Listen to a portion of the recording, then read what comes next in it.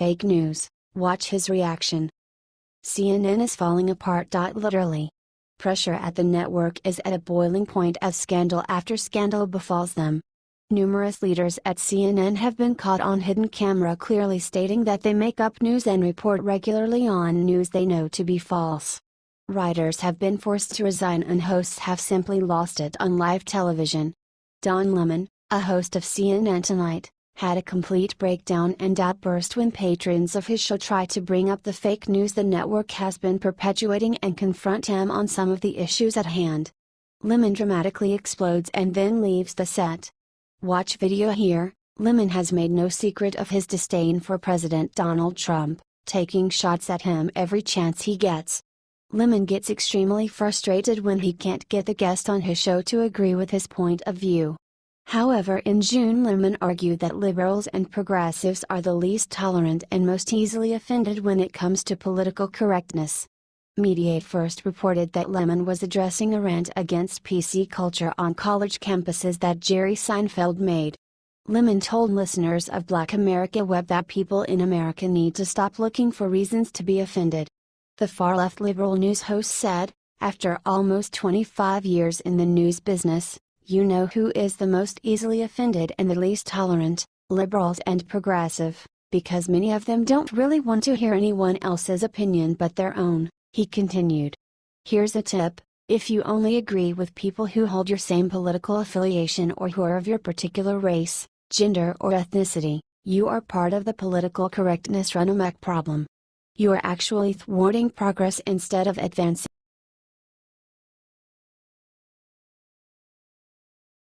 He did. Trump issues powerful order to take down source groups. Liberals are furious. When your ultimate goal is the destruction of America, you cannot stand a patriot like President Trump. ProPublica, a George Soros-backed media organization, is in a panic after President Trump appointed Lee Francis Cisna to run United States Citizenship and Immigration Services, USCIS, via Dennis Michael Lynch. The far-left media organization is attacking President Trump for enforcing existing immigration laws and appointing the first person with experience in immigration policy to head the USCIS. ProPublica is also expressing outrage over the order issued by President Trump, which instructs Immigration and Customs Enforcement, ICE, agents to do their jobs. In particular, the media group is troubled by an order issued by Matthew Albanese, the head of Enforcement and Removal Operations Division, instructing his 5,700 deportation officers to deport illegal immigrants. The memo reads, "Effective immediately, ERO officers will take enforcement action against all removable aliens encountered in the course of their duties." ProPublica is troubled that ICE is going beyond the original order issued by President Trump tasking immigration officials with rooting out criminal aliens. While illegal aliens with criminal records should be ICE's first priority, it is important to note that all illegal aliens have violated the law.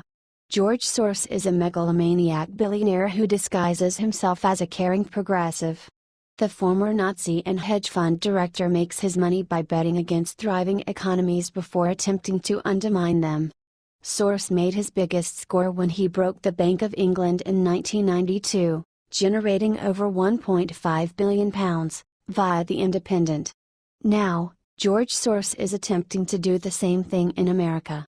The hedge fund billionaire has made a $55 billion bet, or short, in the hopes that the American economy would fail.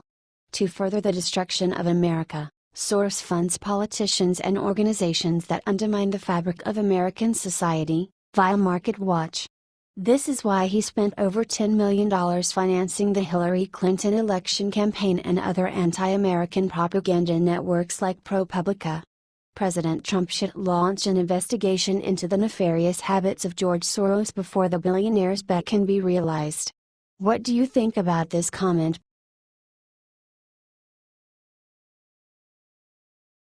Wykel exposes it was Hillary who met secretly with a foreign ambassador. So with all this infinite talk of fake Trump-Russia conspiracy theories, how ironic is it that there is smoking gun proof that it was the Hillary campaign that secretly met with a foreign government official pre-election? Wykel has exposed that a private, Off-the-record meeting was set up with the Clinton campaign and Chinese Ambassador Qi. So while Don Jr. met with a Russian lawyer that was not working for the Russian government at the time, Hillary met with a Chinese ambassador who was. So how come these Democrats and media pundits who are foolishly calling Don Jr.'s meeting treason are not calling Hillary names 1000x worse? Hypocrites.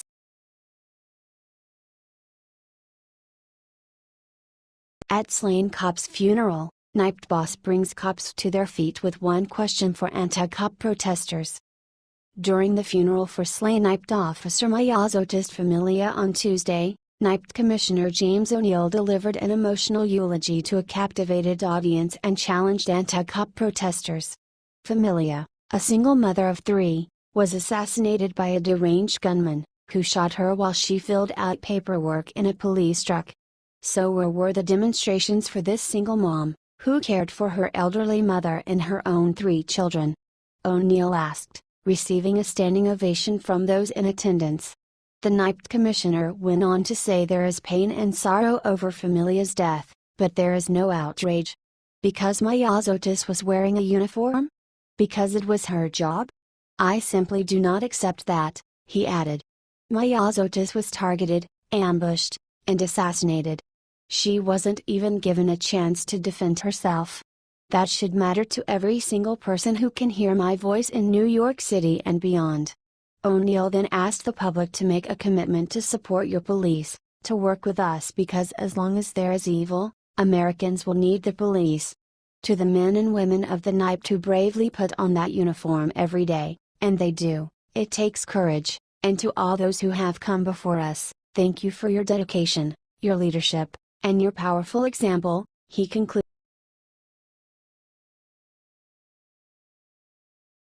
Liberals blocked a car. Soon found out it was a diplomatic vehicle.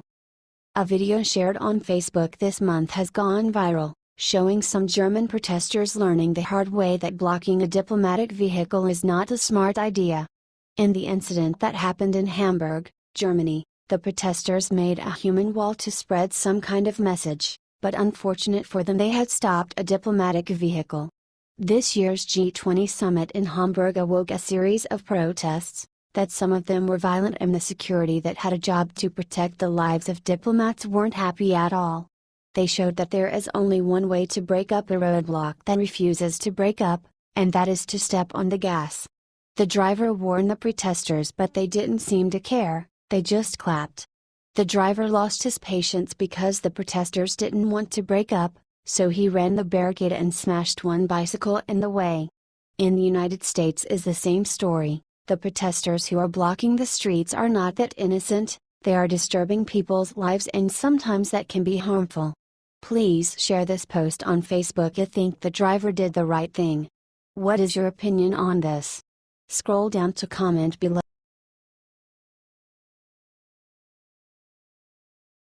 Bill O'Reilly revealed the only thing Trump Jr. did wrong. The story describing the meeting between a Russian lawyer and the staffers from Trump's campaign during the 2016 election cycle was only an interesting story, but Donald Trump Jr. should have revealed the meeting sooner, said former Fox News host Bill O'Reilly. O'Reilly posted a video on his website saying, "So the story is that Donald Trump Jr. and his brother-in-law Jared Kushner and Paul Manafort, who for a short time managed the Trump campaign, met with a Russian attorney who knows people in the Kremlin shortly after the Indiana primary, which pretty much sewed everything up for Trump as the Republican nominee. Now, the story is interesting," O'Reilly said. "It's interesting. Is it any more than that? No, not at this point." O'Reilly pointed out that few cable news channels describe Trump Jr.'s meeting differently. But if you look at CNN and MSNBC, O'Reilly said, "Oh, Russian collusion. All of that. Okay, fine. You knew they were gonna do it," he said.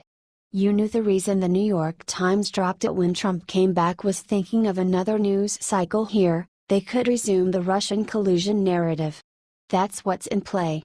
Keep it going, keep it alive. Now, I don't know what happened," he said. Trump Jr. says he met with a woman because she said she had some kind of dirt on Hillary Clinton. And so they met with her, and she didn't have anything, and they talked Russian adoption for 20 minutes, and everybody split. Okay, did that happen? He asked. Is that true? I have no blanking idea. That's what Trump Jr. says. He should have said it 3 months ago. You know, get it all out. Any Russian restaurant. Any Russian movie. Anything. Get it out. The New York Times published the story about Trump Jr.'s meeting Sunday, awaking some Trump critics to accuse Trump Jr. of committing treason. Since this story emerged, Trump Jr. hired a legal counsel and denied the allegations, saying that the meeting was only an effort to get opposition research, which all campaigns do. The meeting was uncovered when Kushner revised his declarations on a form required to gain security clearance. Kushner added previously unrevealed meetings, including the one with Trump Jr., Manafort and the Russian lawyer. Please share this post on Facebook if you agree with Bill O'Reilly. What is your opinion on this? Scroll down to comment below.